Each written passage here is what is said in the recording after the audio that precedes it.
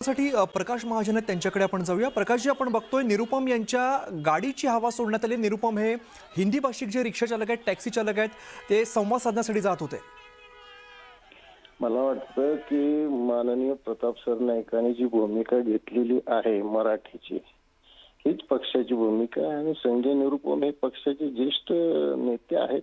त्यांना काय म्हणायचं असतं त्यांनी माननीय उपमुख्यमंत्री एकनाथ शिंदेला बोलायला पाहिजे। असं जाहीर वक्तव्य पक्षाच्या विरुद्ध करणे काही बरोबर नाही, पण ते इतके ज्येष्ठ नेते की त्याचा निर्णय पक्ष नेतृत्वच करू शकतं। पण पक्षामध्ये दोन गट पडलेत असं म्हणता येईल? नाही, असं नाही म्हणता येईल। बहुतांशी लोक प्रताप सरनाईक यांच्या घेतलेल्या निर्णयाच्या बाजूनच आहेत। बरं बरं, आपल्यासोबत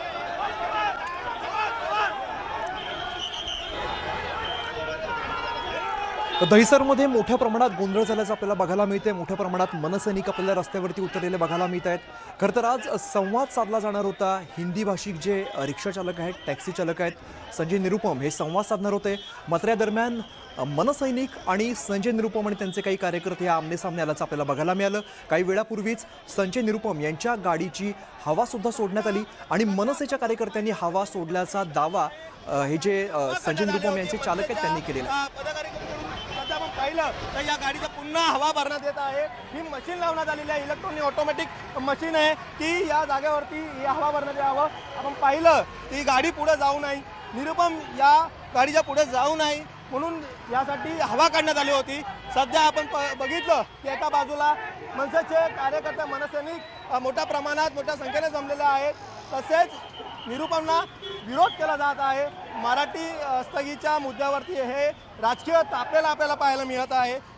सध्या आपण पाहिलं की एका बाजूला या शिवसेना शिंदे गट यांच्या कार्यालयाच्या बाहेर स्वतः संजय निरुपम इकडे रिक्षा चालक आहेत, त्यांच्याशी संवाद साधत आहेत। तसेच या संवाद साधण्यामुळे मनसेचे काही नेते नयन कदम आहेत, तसेच काही मनसैनिक आहेत, ते मोठ्या प्रमाणात जमलेले आहेत। आपण पाहिलं तर मोठ्या प्रमाणात पोलीसचा फौज हा तैनात झालेला आहे। कुठल्या अनुचित गोष्टी घडू नये यासाठी दोन्ही बाजूने पोलीस फौज मोठ्या प्रमाणात तैनात करण्यात आलेला आहे। तसं पाहिलं की याच वादावादीमुळे आता हे हवा करण्यात आली होती की निरुपम या गाडीने सुद्धा बसून पुढे जाऊ नये, पण आता या गाडीत हवा भरण्यात येत आहेत। आपण पाहिलं की आपण यांच्या निरुपम यांचे चालक आहे, या गाडीचे चालक, त्यांच्याशी संवाद साधू। काय सांगणार, गाडीची हवा कोणी काढली? मनसे लोग ने निकाल दिया हवा पूरा। मनसेवाल्यांनी ही गाडीची हवा काढली। हाँ, ते हवा भरते हो, भरतोय ना आम्ही। 10 वेळी काढणार, 10 वेळी भरणार आम्ही।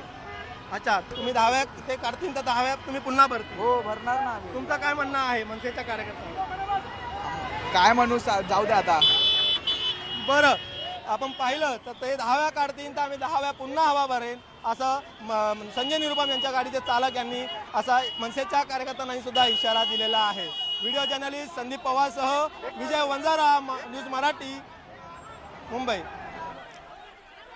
आपल्यासोबत बोलण्यासाठी प्रकाश महाजन आहेत, त्यांच्याकडे आपण जाऊया। प्रकाशजी, आपण बघतोय निरुपम यांच्या गाडीची हवा सोडण्यात आली। निरुपम हे हिंदी भाषिक जे रिक्षा चालक आहेत, टॅक्सी चालक आहेत, ते संवाद साधण्यासाठी जात होते।